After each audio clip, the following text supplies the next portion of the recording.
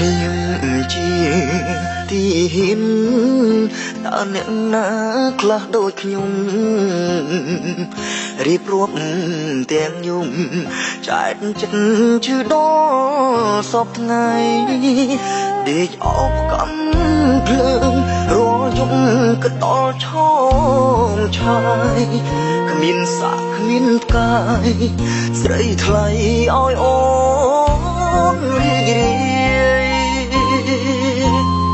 បងមកលេងទាំងអារម្មណ៍អូនលែងសប្បាយធ្វើដូចឆ្ងាយឆ្ងាយបងប្តីអូនទុកដូចញៀវចារឹកស្រីបដូរស្របពេលអ្នកផងសឹកខ្សៀវបែងដងអូនភ្លាវឆាប់បងហើយក៏ពិតមកស្រីទឹកភ្នែកទីហ៊ានក្រោយពេលប្រពន្ធប្រាប់នេះអូនមានប្រូថ្មីពេលបងទៅបំរើជីប្រពន្ធបងហើយមិនដេញឡើយក៏អូនមានតើអ្នកណាខ្លះដូចខ្ញុំរៀបរាប់ទាំងយំចែកចិត្តឈឺដល់សពថ្ងៃដេកអបកាន់ភ្លើងរាល់យប់ក៏ដល់ឆោមឆាយគ្មានសាក់គ្មានផ្កាយ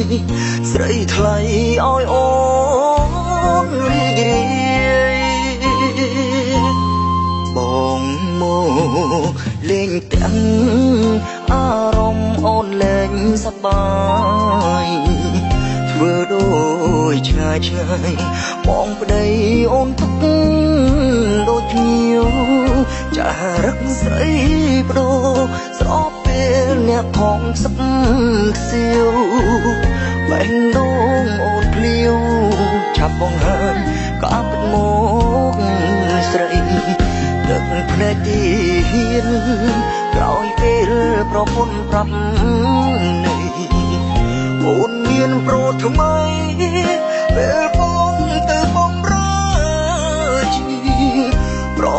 ពន្ធបងហើយមិនដេញឡើយក៏អូនមានស្នេហ៍